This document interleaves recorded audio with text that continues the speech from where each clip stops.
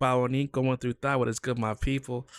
Today we're going to be reacting to K-pop history in 20 minutes, from Seo Taiji to BTS. I don't know who Seo Taiji is, but I'm assuming like that's the first K-pop group. And then BTS is probably like the last group that they're going to be discussing here, because this video was created 3 years ago. So that is, I believe, before a lot of these more popular groups that are out right now, before they were like, in their prime. So yeah, I'm interested to be educated, and let's get educated together. Without further ado, let's get into this video. Dale. Video needs K-pop! K-pop. K-pop. K-pop. K-pop. K-pop. K-pop. K-pop. K-pop. K-pop. Korean pop. K-pop. K-pop, popular music originating in South Korea and encompassing a variety of styles. As you've seen, K-pop has grown exponentially. Everyone in the world, like it or not, must have seen a K-pop related video at least once, either if it's Gangnam Style or a BTS video or an annoying K-pop dancing meme. Was Gangnam Style K-pop? It really interesting. On Twitter. But you might not be sure on what K-pop actually is and where and when it began. Well, it all comes down to a country called South Korea, a peninsula located in East Asia in between China and Japan. Korea was doing great with its kingdoms and dynasties for more than 4,000 years until 1910 to 1945, when Korea was colonized by Japan. And from 1950 to 1953, Korean War happened, splitting Korea into North and South. Then Korea was stuck in the Cold War. Due to war and all, the economy wasn't that great. Thus, the music industry wasn't that public nor diverse. Well, Korea did have music like traditional sounds or Japanese influenced trot. 1970s, economy got a little better. Jeans, acoustic guitars, young kids enjoying life, rock, folk music happened. But still, the government doesn't like too much freedom and creativity. They want you to work. 1980s, two words, folk songs and ballads. First, Korean ballads kick in. People like these dudes make ballad really popular. Legendary dudes like Jo Young-pil pop out. Bands like Shinawi, 들국화 pop out. People start listening to these dudes instead of these dudes. Until the 90s, Korea gets rich. No one's unemployed. People call it the miracle of Han River. Successful Olympics, CD distribution, kids get to wear Nike shoes, buy music, go to concerts, clubs happen, dancing becomes a thing. Finally, the good old 90s arrive. Ding ding, hi, I'm K-pop. All these new genres start to bloom. Hip-hop, dance, R&B, soul, gospel, and of course the popularity of ballads and folk songs continue. Now, all these artists start writing their own songs. A lot of singer-songwriters appear like Shin Sung-hoon, Lee Seung-hwan, Yoon Jong-shin, Jeolname, Toy, and more. Boom, March 1992, this dude named Seo Taiji appears out of nowhere. Well, actually, he was in the aforementioned rock band Shinawi as a bassist, so in the meantime he was doing his own thing and explores the world of MIDI music, aka electronic digital. He's also a born rebel. He looks different. His crew dances like crazy. His band Seo Taiji and Kids released an album called Yo Taiji with a title song called I Know. They just sweep all the existing awards out there. Similar groups like Deuce might be competitors, but Seo Taiji and Kids and their songs and performances change everything. Critics claim 1992 is the most important year in Korean pop music history. He destroys genres like trot, ballad, and folk music. They released 4 albums afterwards until 1996. He mixes up hip-hop and traditional music in Hayoga. He also likes techno and even uses heavy metal rock in Classroom Idea, criticizing the Korean education system. And then the public suddenly tries to rewind the song and thinks he's Satan or gay. They keep on tackling social issues like reunification, environment, drugs, education. He's basically the Tupac of K-pop. Speaking of Tupac, he even touches gangster rap in his last album title, Come Back Home. And then they disband. More like disappear. Poof. Yup, just like that, leaving one message: we've showed you everything we can try. Korea freaks out. Kids don't go to school, protest, attempt suicide. People say K-pop is dead. Well, false alarm. Seo Taiji and Kids might be gone, but their impact still lives. Now, listening, radio equals lame. On the other hand, watching TV, performances, dance music, choreographies, style, competition equals cool. Young teenage fans, official fan clubs, fan meetings, fan... It's crazy how music can influence and shape a culture. And especially how Western music like hip-hop, R&B, etc. Help them to do that. Like, it's absolutely insane. Hassing fans, fan wars, capital, artist management. It was like a cult, and Seo Taiji and Kids were their idol. On the side, the tornado dance from I Know was the first dance choreo that went viral. Now, corporates see money in K-pop and idol businesses. Samsung, Doosan, Hyundai, LG, Daewoo, Lotte all make their own record companies and labels. Competition begins. Huge investments flow from their mother company. Ambitious scouting, projects, new market, but no system yet. Expenses overissued, no transparency, business based on few inner circle connections. Result, obviously, all gone gone in a few years. Big failure. But then there's DSP. The founder Lee Ho-yeon had some actual experience managing big artists like Taejina, Yoo-hyul, Shimshin, and Sobangcha. Sobangcha was actually close to an idol group model way before SeoTaiji and Kids in 1987. However, their music was more chop-based and had very simple dances, thus not as impactful as an idol group like SeoTaiji and Kids. Anyways, Lee Ho-yeon, who had the experience, makes his own label DSP in 1991. And it's also funny too, like K-pop, like the hip hop and R&B influences, and with their like being music, sort of folk and trot that was popular before, like how Seo Jin, I think that's how do you say the name, how they like very similar to like Run DMC, how they use hip hop to like break down walls and barriers. The same thing they did with like with K-pop, which is it's crazy. Absolutely crazy. Wasn't really successful during the SeoTaiji era. Then in 1996 launches a group literally called Idol that initially had decent popularity but gets demolished by SM Entertainment's H.O.T. 1996 and H.O.T. debuts. Hardcore rap, distinct fashion, and hairstyles. Criticizing society. H.O.T. is made by today's famous SM Entertainment. Founded by Isuman. Oh my god, those hairstyles are wild. Did you let's go back just a little bit so we can look at the hairstyles. Hold on. Wait, look at that. They look like anime characters. Oh my god. Wow. Styles. Criticizing society. What is his hair doing? My goodness. H.O.T. is made by today's famous SM Entertainment. Founded by Isuman, in short, SM. Starts as SM Studio in 1989, then reforms into SM Entertainment in 1995. SM develops a systematic idol training system and earns huge success with H.O.T. DSP gets mad. 1997, they throw out Chex Kiss. SM activates their trap card. Girl group SES debuts in December 1997. And then DSP said, They sound like TLC.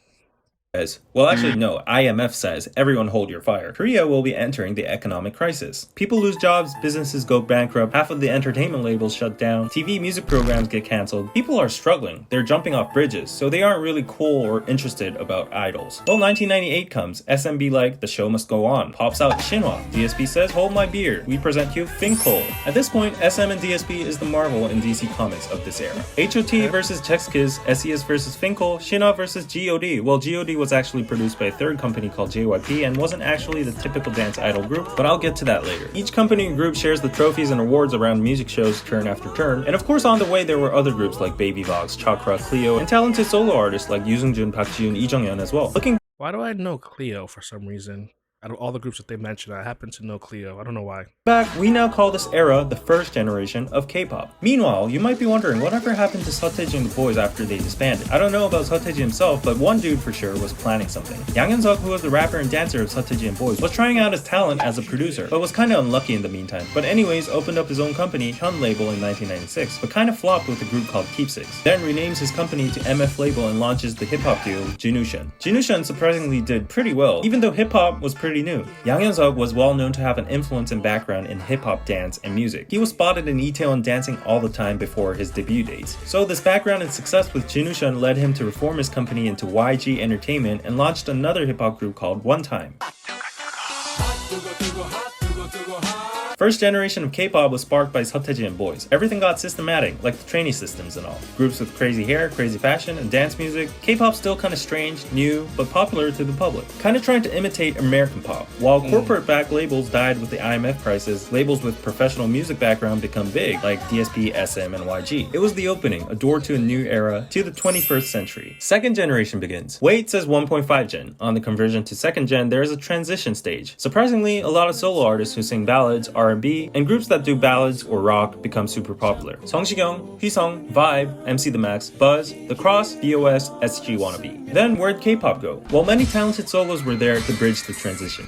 The famous Boa, known as Asia's Star, arguably the most successful solo female K-pop artist in history from SM Entertainment. Got casted by Isuman himself and debuted at August 2000. Also debuted in Japan. Critics state Boa is one of the biggest contributors and pioneer in opening foreign markets for K-pop and SM. Boa gets to get all these first, youngest, most, blah blah blah titles and rewrites K-pop history. Other No, not blah blah blah. All those are very important, especially as like She's a woman that helped open the door for like everyone that came after her. Like it's not blah blah blah. Like you go through each title. Like come on, my guy.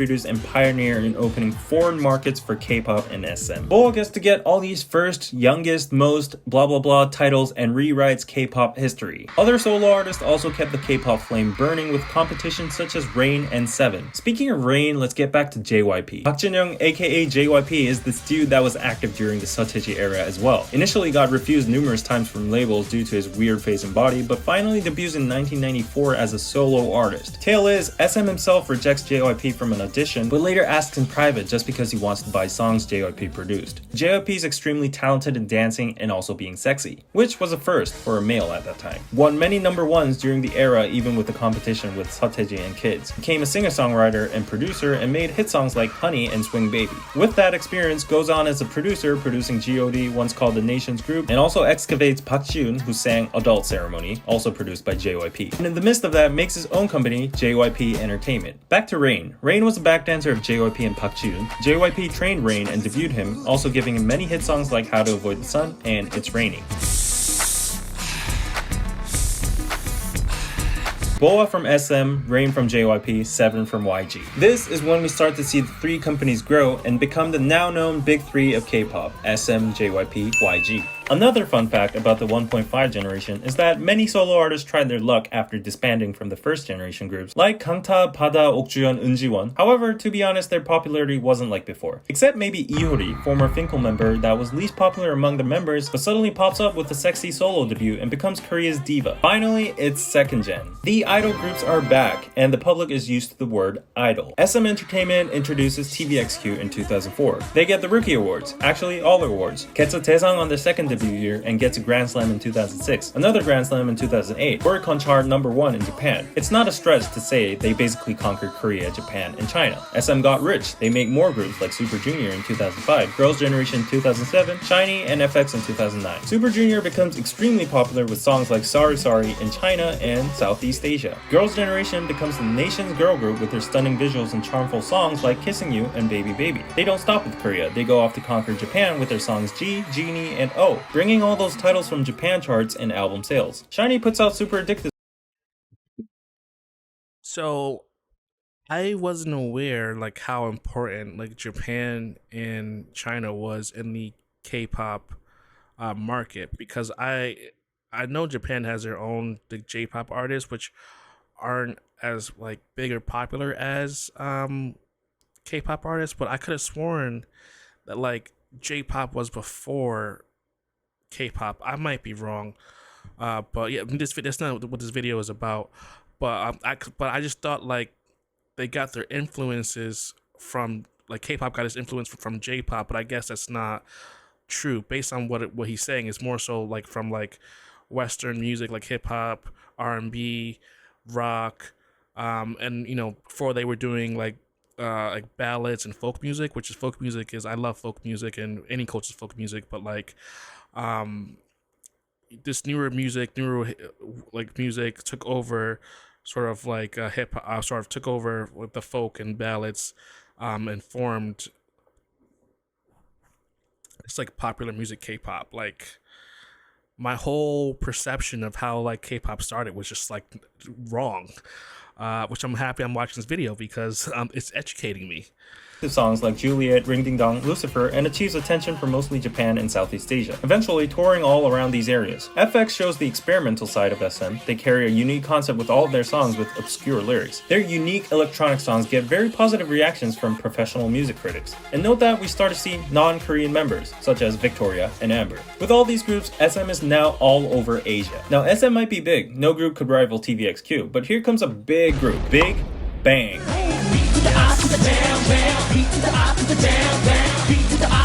I totally forgot about Big Bang.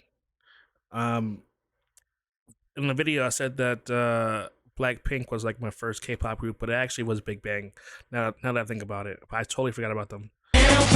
Big Bang from YG Entertainment is a little different. Debuted in 2006 as 5 members from a real survival program conducted by Yang Hyun-suk himself, Big Bang places its roots into hip-hop. 2007, they released their EP Always with the song Lies. This song was so big that it made them escalate to the top immediately. Then major hit songs after hit songs like Last Farewell, Haru Haru, Red Sunset make them the unquestionable #1 group in Korea. They go on doing solo work, Japan activities, world tours, sweep awards, pointless to list achievements. They go on further with their career with mega hits like Blue, Fantastic Baby, Loser, Baby, Bang Bang Bang. Big Bang becomes the most popular, influential, listened to group. No male group can rival them in the second gen except maybe early TVXQ. The biggest point that differentiated them would be that the general public, including men, loved and sang most of their hit songs. Big Bang's leader G-Dragon produced most of these mega hit songs, not to mention his successful solo work, and lives as the biggest Korean fashion, music, and trend icon to this day. Yes, G-Dragon. I think Big Bang, they split,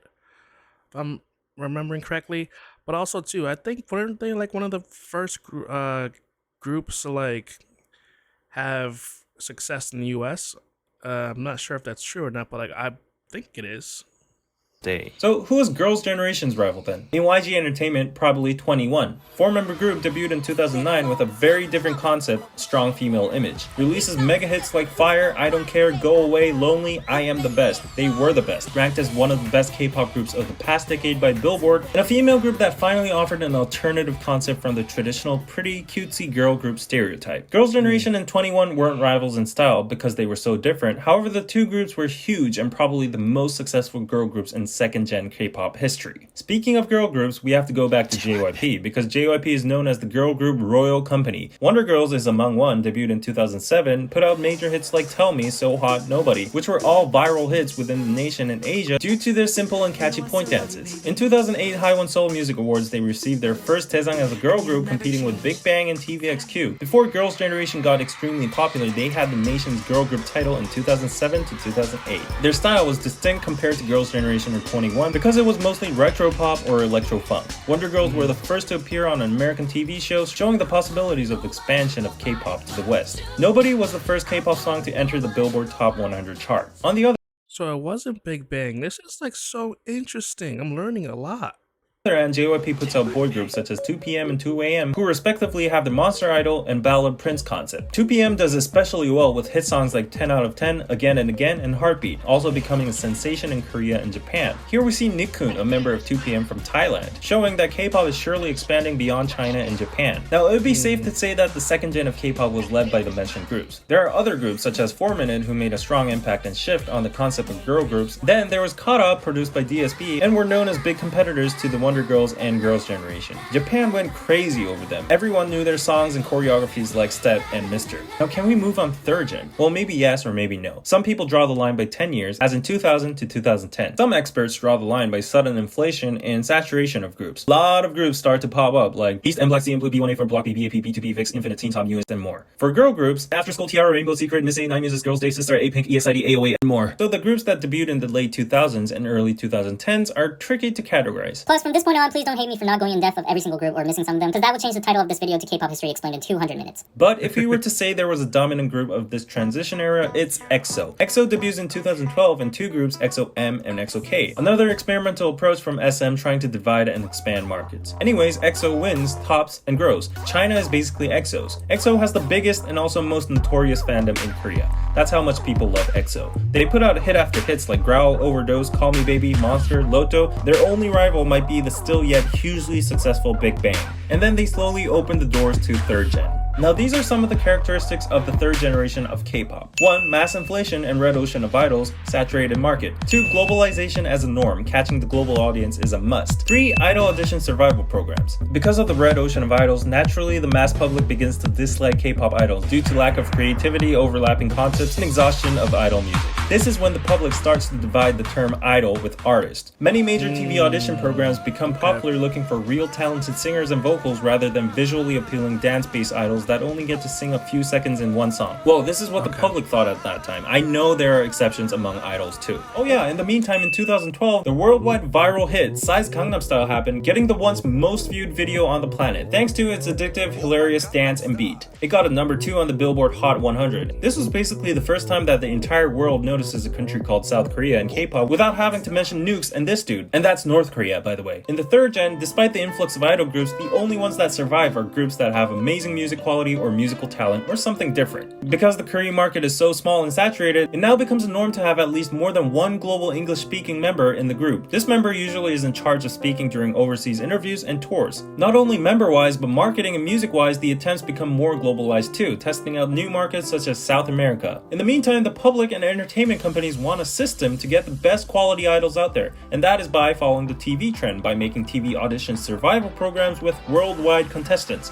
This system allows idols to gain publicity even before debut and also verify popularity and talent. Although audition programs such as Produce 101 to Produce X have been extremely popular, it got caught in a corruption and manipulation issue recently, which likely put out the credibility and support towards these survival programs. Now, to name a few groups that are leading the third generation currently, definitely the girl group Trinity, Twice, Blackpink, Red Velvet. JYP's girl group Twice has earned the absent nation's girl group title since Girls' Generation, along with major hit songs that dominated Korea and Japan mostly, like Cheer Up, TT, Knock Knock, Likey, and Fancy. Interestingly, these girls were also a result of an audition program called 16. YG's girl group Blackpink has the record of most YouTube views, 56.7 million in 24 hours, with its Kill This Love music video topping Ariana Grande. Their music videos have this much views each, which saves my time on trying to explain and prove their popularity. Also, they're the I love Blackpink. I love Blackpink. I'll say it again. The people in the back can hear me. I love Blackpink. highest charting female K-pop group on Billboard Hot 100 and 200, plus they had an epic stage at Coachella too. SM girl group Red Velvet might not be as big as the former two in size, but is always praised by the public and critics for their unique sound and high quality songs. Time magazine has highlighted their versatile musical style and named them as one of the best K-pop groups. Billboard agreed too in 2019. Fun fact, Red Velvet was the first K-pop group to perform in North Korea, and Kim Jong-un adjusted his schedule to go see them. Now let's not try to leave out many other talented, hard-working girl groups such as Mamamoo, Momoland, Luna, IZ*ONE, G-Idol, CLC, Dreamcatcher, G-Friend, Lovelyz, Oh My Girl, 우주소녀, 공원소녀, Everglow, Wiki Mickey, and more. As for boy groups, it's hard to pick a definitive popularity or impact, but just to name a few, 17, NCT, GOT7, Winner, iKON, Monsta X, AT, Stray Kids are definitely the biggest and most popular globally. Most of these groups actively go on world tours and appear on Western TV shows nowadays. And then there are groups such as VAV, Impact, Victon, Astro, Pentagon, SF9, The Boys, Ace, JBJ, Golden Child, Intuit, UMB, Very Very, ONEUS, and more. So many girl groups, boy groups, mixed groups, new global audience, thus various music styles as well. Wait you name it. A minute. So there are mixed K-pop groups with boys. I want to. If you know of any really good ones or mixed groups, let me know down in the comments. I want to react to their music on my music reaction channel, which I will link in the description, by the way, if you want to check out my content there. K-pop has it. Oh, you don't like groups? Super produced modern electronic music? Maybe try IU out. She's Korea's nation's sister and also nation's singer. Been around since 2008 with numerous ballad and K-pop hit songs. Single-handedly has the popularity equivalent to K-pop's biggest idols. Then there's K-hip-hop and R&B, a whole scene of its own. Maybe check out Zico, who has an overlap background with K-pop. Then there's rock. Maybe check out bands like Day6 and Flying the Rose and more. So, it's already 2020, technically 10 years have passed again, and the line is blurring between 3rd gen and 4th gen. Then what would be the standards of dividing the generations? I can't be the one deciding, but just to add my personal 2 cents, maybe the line could be drawn by observing groups that start off already with a bigger fandom globally rather than domestically in Korea from the pre-debut and rookie phase. In short, maybe no more validation or dependence from Korean fans needed? Or there's an alternative view of simply drawing the line by post-BTS. And yes, I know y'all are screaming, what? Not a single mention of BTS until now? But hold on a little bit more, I have a whole buffet for you. Well, anyways, this whole generation dividing process is a whole debate subject of its own, so let's just leave it there and throw it to the comment section. Finally, there is one group that needs a thorough separate section in K-pop history, and it is BTS. BTS started off from a small company called Big Hit under the producer named Bang Si-hyuk, who was a former colleague and good friend to JYP, but split paths to make his own company. Bang Si-hyuk That is, see, he took a risk and it paid off. Good for you, my guy. Good for you. gathered 7 members originally and planned to make a hip-hop group. However, the concept and musical style diversified over the years. BTS didn't gain much attention during their first years, often getting mocked by their group name that means Bulletproof Boy Scouts, and apparently I did not know BTS stands for Bulletproof Boy Scouts. I did not know that. Oh my goodness. Some or many people thought their appearances were unpretty. However, BTS differentiated themselves with other idols by speaking about the unspoken in their lyrics, such as mental health, youth problems, social issues, and the journey towards loving oneself. BTS also made their own universe and story in their music videos. They made moderate success until they got mainstream with their songs like I Need You, Dope, Save Me, and Fire. After that, every move they made pretty much became history. They topped the Billboard 200 charts 4 times in a row alongside the Beatles, appeared on multiple major American TV shows, got awarded by the Billboard Music Awards, AMAs multiple times, did a Grammys act, did a UN speech, did a cover of Times, had stadium world tours including Wembley and Saudi Arabia, sold over 20 million cumulative albums to this date. BTS has become so big that they become expressed as the BTS or Korean invasion, just like the British invasion from the Beatles by multiple critics and journalists. Many point out that it's even more significant regarding the fact that BTS's music and lyrics were not in English but in Korean. Also started off as underdogs in the K-pop industry itself, struggling without the support of big capital nor media. In the meantime, there might have been attempts to compete with BTS, for example, SM making their own Avengers by combining members from existing successful groups like SHINee, EXO, NCT into a collaborative single group called Super M. Well, they did get a #1 on Billboard 200, but many people criticized the method of bundling issues in the process. However, industry-wise, it was a fresh attempt that never happened in K-pop history, trying to officially combine members from different groups into one with an agenda to make success in the American or global market. That is interesting. I might have to check out the music because like combining the best of the best within like different groups into one super group, like I didn't think they would do anything like that, but like smart on their part because they each have their own fandom and like they're combining them all into one. But the fact that BTS still like has stand the test of time even against these types of media groups that are like creating these like Avenger type K-pop groups to take them down, and he still won like that. It just speaks of BTS's worldwide fandom. And also too the fact that they were also like started off from like the bottom and now they're here. Shout out Drake. That's crazy, man. Like I'm like, for me, the reason why I think I wasn't too big of a BTS fan was because like they were so, when I discovered them, so popular. Like they were on the radio, like every other, just like when we listen to something that's like on the radio and it just comes on like too much, you get sick of it. And that's sort of like how I was feeling with like BTS. It was just like everywhere. It was like in my face everywhere. But like the solo projects though, like I think that's what made me like the group more, because like individually, like I was getting to like listen to like them as a versus them as a solo artist versus like as a unit, and getting to know like the sounds and the abilities of like each member. Because like as a group, I've always, for BTS, I've always found it hard to like get an understanding of like everybody's capabilities. But it might just be me. And it is these new attempts that fuel K-pop to go further on. Anyways, back to BTS, it's not an overstatement to say that BTS is probably bigger than all of K-pop combined at this point. I would agree with you. It is. BTS is bigger, and even like solo-wise, I would say they're probably as big as some of the biggest K-pop groups, if not bigger. However, from SeoTaiji to BTS, many groups existed, and every time records were broken, people were surprised. Back then, no one imagined anything bigger than TVXQ, Girls' Generation, Big Bang, EXO, Gangnam Style. But here we are, K-pop is still evolving. The market is getting bigger and it's becoming more well-known all around the world. So it's definitely going to be interesting to see what happens in the future of K-pop. Will it just disappear as a trend or get even bigger, like it always has? I think what will happen in K-pop is that it's going to fuse with it. Well, it's currently fusing now with like Western music, but even more so.